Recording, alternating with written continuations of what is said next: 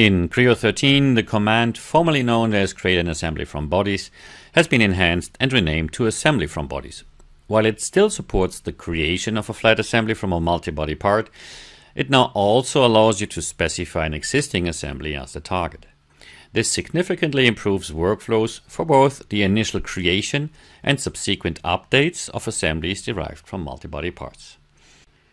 If you choose an out-of-context assembly, Creo uses the default placement option to place the new parts. If the target assembly is selected from the active assembly context, you can use associative placement, enabling coordinate system to coordinate system alignment. A common use case in the master model approach is employing a multi-body part as a skeleton. With the new functionality, you can now generate parts directly from skeleton bodies within the parent assembly context. When selecting the existing option, Creo automatically populates the collector with the skeleton's owner assembly by default. In our example, we choose a different subassembly named C13 demo sub from the model tree. The parts corresponding to the selected bodies are then created and placed into this subassembly.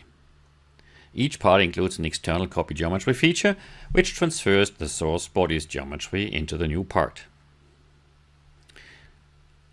Additionally, the updated workflow makes it easier to refresh an existing assembly with parts derived from new or additional bodies.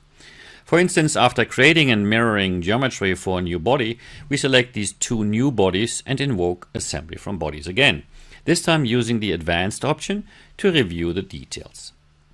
As shown, only the newly selected bodies are marked for inclusion in the operation. Overall, these enhancements help boost design productivity by streamlining creation and update of assemblies from multi-body master models.